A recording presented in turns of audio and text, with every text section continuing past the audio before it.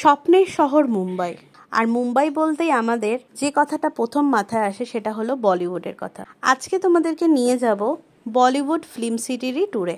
দেখো, এই যে আমাদের মিশুতেই আসতে চাইছিল না এখান থেকে, কান্না করছিল আসার সময়। জায়গাটা কিন্তু সত্যি এতটাই সুন্দর। পুরো জায়গাটা তোমাদেরকে আজকে ঘুরে দেখাবো।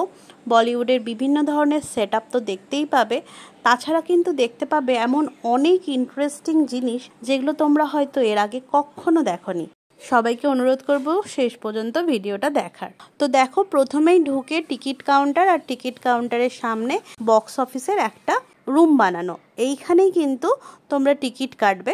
এই জায়গাটা নবী মুম্বাই থেকে 1 ঘন্টার ডিস্টেন্সে কারজাতে, আর ওল্ড মুম্বাই থেকে 2.5 আওয়ার্স লাগে এখানে পৌঁছাতে। আর প্রথমে ভিতরে গেটে ঢুকেই তোমরা দেখতে পাবে এরকম শিবাজি মহারাজের একটা স্ট্যাচু করা রয়েছে, অ্যান্ড একটা ছোট টেম্পল মতো রয়েছে, যেখানে মারাঠিদের মানে মহারাষ্ট্রের যা কিছু কালচারের যা কিছু ঠাকুর বা দেবতা যাকে ওনারা মানেন সেই মূর্তিগুলো রয়েছে। আর তারপরেই এই যে আমরা এই রোটা দিয়ে যদি হেঁটে চলে যায়, প্রথম একদম বলিউডের ফার্স্ট এরা থেকে যা কিছু মুভি লঞ্চ হয়েছে, যা কিছু মেমোরিজ রয়েছে, সেগুলো পোস্টারের মাধ্যমে এখানে লাগানো রয়েছে। এই পথটা ধরে এগোতে এগোতে এমন অনেকগুলো সিনেমার নাম দেখলাম যেগুলো সত্যি কথা বলতে আমার জন্মেরও অনেক আগে। এখানে না আসলে হয়তো সেই মুভিগুলোর নাম আমি খুঁজেও পেতাম না। তোমরা কমেন্ট সেকশনে জানিও এখানকার কোন মুভির পোস্টারটা তোমাদের একদম অপরিচিত লাগলো। এরপর চলো, অনেকটা ভেতরে ঢুকে এসেছি। এই যে সেট আপটা, এই যে প্রকাশ সেলুন লেখা আছে, পরিচিত মনে হচ্ছে কি? এই যে সেট আপটা করা হয়েছে, এটা অ্যাকচুয়ালি চেষ্টা করা হয়েছে একটা সিটি টাইপ সেট আপ করার, যেটা যে কোনো মুভিতেই ইউজ করা যায়। দেখো, এখানে তার জন্য কার্পেন্টারের দোকান, রঙের দোকান, ইভেন চাবালার দোকান করা রয়েছে। ওদিকে একটা চার্চ করা রয়েছে, আর এটা হচ্ছে একটা ব্যাংক। ভালো করে লক্ষ্য করলে তোমরা বুঝতে পারবে এই সেট আপটাতে কিন্তু 3 ইডিয়েট, প্রেম রতন ধন পায়ো এই মুভিগুলোও কিন্তু শ্যুটিং হয়েছে। আর আমরা আস্তে আস্তে ভেতর দিকে যাব, তখন দেখতে পাবে যোদ্ধা আকবরের সেট, পানিপত মুভিটারও শ্যুটিং এখানে হয়েছে।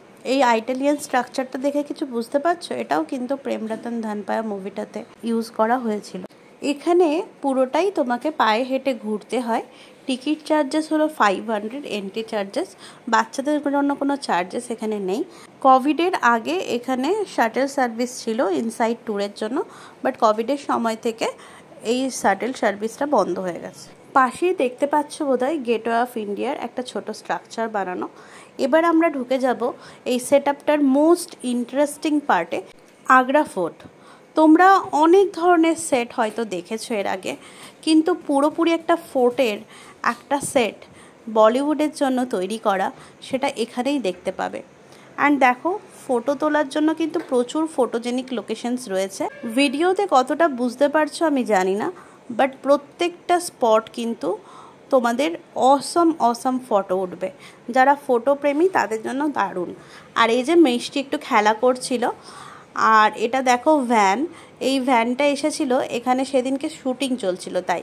তো প্রেম রতন ধন পায়োর যে ইনসাইড মহলটা মানে শীষ মহল, সেটার ভেতরে তার জন্য আমরা সেদিন ঢুকতে পাইনি। আর এখানে এই যে ট্রেনটা রয়েছে, এই ট্রেন সেট আপটা করা, এটাও কোনো একটা ফিল্মের সেট আপ হিসেবে করা। মিষ্টি খেলা করছিল, সেই সুযোগে আমরা একটু ভালো করে টাইম স্পেন্ড করলাম, একটু ফটো তুলে নিলাম। বাজিরাও মাস্তানিরও কিছুটা পোর্শন এখানে শ্যুট করা হয়েছিল। দেখো, শনিবার বাড়ার একটা তোমরা গ্লিমস এখানে দেখতে পাবে।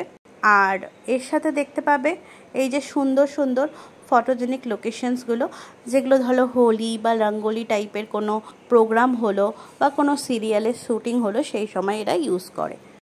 আরেকবার তোমাদেরকে আগ্রা ফোর্টের কাজটা ঘুরে দেখাই চলো, কারণ কি এটা কিন্তু খুব ইন্টারেস্টিং একটা লোকেশন। অ্যাকচুয়ালি ব্যাপারটা কি, আগ্রা ফোর্টে 75% ইউজ হয় আর্মির জন্য, আর 25% খোলা থাকে ট্যুরিস্টদের জন্য। উইকে মাত্র 7 দিনই সেখানে শ্যুটিং পসিবল হয়। তার জন্য এখানে আগ্রা ফোর্টের মতো পুরো একটা বড় সেট আপ কিন্তু বানানো। চলো এবার গণপতিজির দর্শন করে শেষ করি। ভিডিওটা কেমন হয়েছে সবাই জানিও কিন্তু। Thanks for watching.